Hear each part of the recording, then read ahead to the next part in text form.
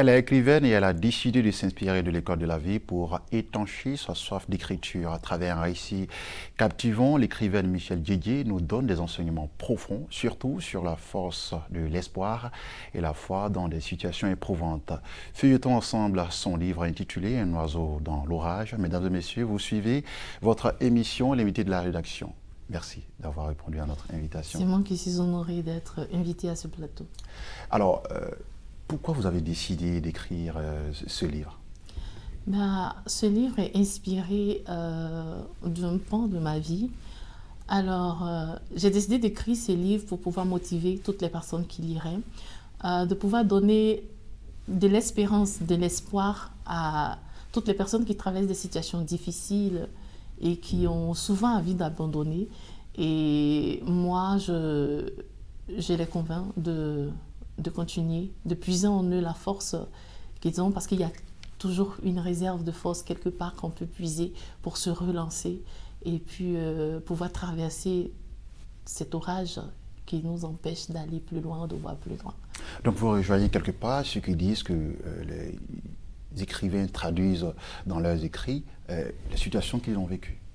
Et forcément, parce que pour pouvoir motiver une personne, il faudrait que vous puissiez être vrai avec eux. Pour pouvoir motiver des personnes, il faudrait que vous puissiez pouvoir traduire en quelque sorte des situations que vous avez vécues profondément, parce que ce sont ces situations sur lesquelles vous vous appuyez pour pouvoir motiver ces personnes. Donc c'est ce que moi j'ai fait à travers ce livre, parce que c'est cela qui donne de la force aux autres, quand ils savent que vous avez vécu des situations pareilles que quand ils savent que vous êtes passé par les mêmes situations difficiles, c'est sûr que vous pourrez les atteindre, vous pourrez les motiver encore plus. Ah oui, le livre est intitulé Un oiseau dans l'orage.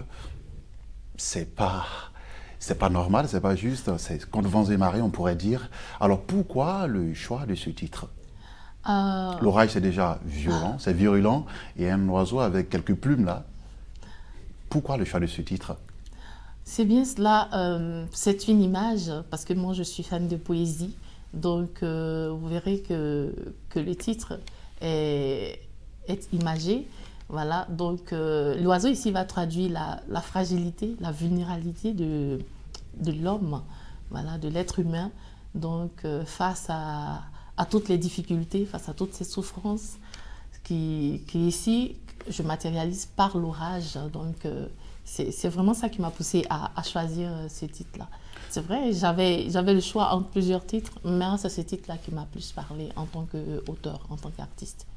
Et on voit quelque part ici une jeune dame avec un arrière-plan du véhicule qui semble endommagé. Et pourquoi cette image? Qu'est-ce que vous voulez traduire? Mais la posture déjà de cette jeune dame traduit ici la souffrance qu'elle a vécue. Et la chaîne qu'elle porte, voilà, c'est toutes les difficultés, toutes les souffrances qu'elle a endurées. Et là, on voit sur l'image la chaîne qui est défaite, c'est-à-dire qu'elle a pu sortir de ce naufrage-là. Elle a pu sortir de toutes ces souffrances, toutes ces difficultés.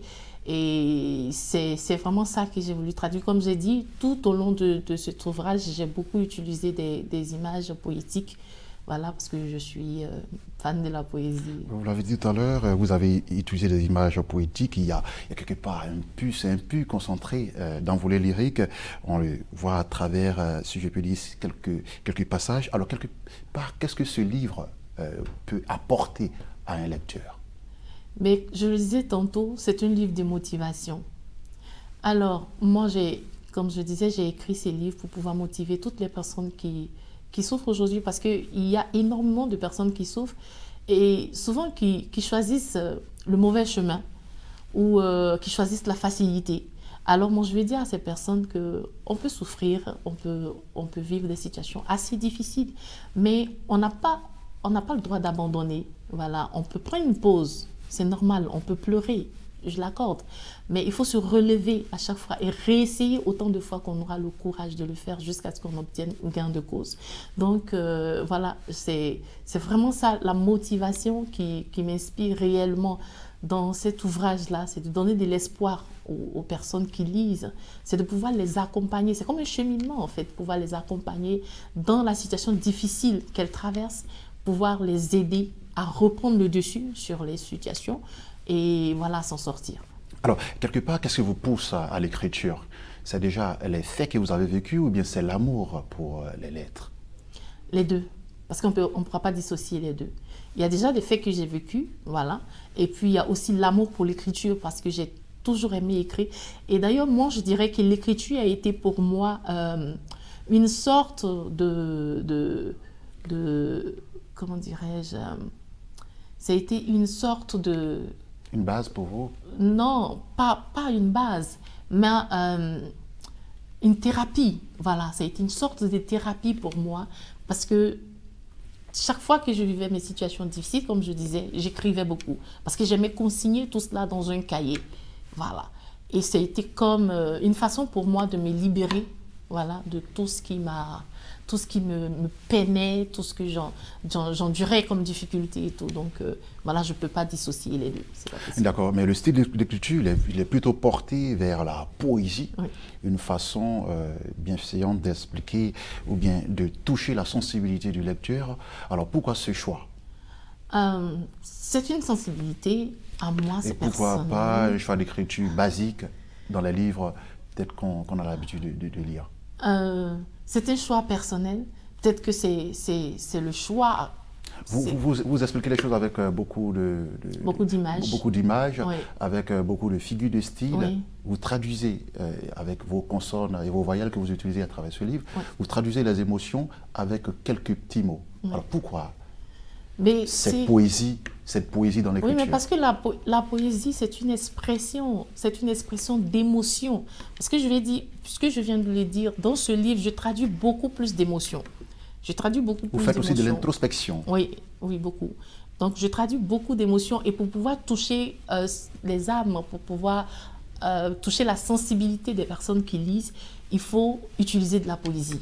Et c'est ce que moi je fais. Parce que la poésie touche les âmes, la poésie rejoint la sensibilité des personnes. Et c'est vraiment ça qui me pousse à utiliser ce style d'écriture-là. D'accord. Et vous avez écrit le livre, il est paginé de 84 pages. Et à la fin, les 6 dernières lignes, il est écrit, je cite, « Le déjeuner fut servi dans une ambiance de convivialité et de partage. Les hôtesses réputées pour l'occasion assuraient un service de qualité. Il y avait autant de mets savoureux que de boissons. La musique jouée par l'orchestre emplissait la salle de douceur. Chad marqua une pause et murmura. Aujourd'hui, je me rends compte que tout ceci faisait partie de ma destinée. » Moi, j'ai envie de dire, bonne vie souhait, c'est sa destinée. Quelque part, pourquoi est-ce que vous décidez de résumer tout le livre aux 2 dernières ou 3 dernières phrases de votre roman? Ce sera aussi un choix personnel parce que je vais vous dire quelque chose. Au départ, le titre que j'avais voulu pour cet ouvrage, c'était La destinée de Jade. C'était La destinée de Jade parce que c'était vraiment ce que je voulais traduire dans ce livre pour montrer que toutes les situations que nous vivons souvent font partie de notre destin. Mais il faut l'accepter, mais en même temps, il faut se donner les moyens de pouvoir interagir avec ce destin-là. Et c'est pour ça qu'à la fin, je le dis, que c'est... Au départ, quand Jeanne subit ou vit ces situations, elle ne se rend pas compte. Oui. Elle ne se rend pas compte. Et c'est ce qui nous arrive aujourd'hui, je vais dire, qui nous arrive. Parce qu'on ne se rend pas compte souvent que c'est le destin qui nous pousse, ou c'est notre histoire qui est écrite de cette façon. Et c'est après, quand on s'assoit, quand on fait une introspection et qu'on réalise réellement que tout ce que nous vivions faisait partie intégrante de notre destin. S'inspirer de l'école de la vie, c'est ce que vous avez fait pour écrire ce livre intitulé « Un oiseau dans l'orage ». En tout cas, moi, je l'ai beaucoup apprécié. Merci Michel Didier, d'avoir répondu à notre invitation. C'est moi qui vous remercie. C'est la fin de ce numéro de l'invité de la rédaction. Merci surtout. Restez sur Medi 1, l'information.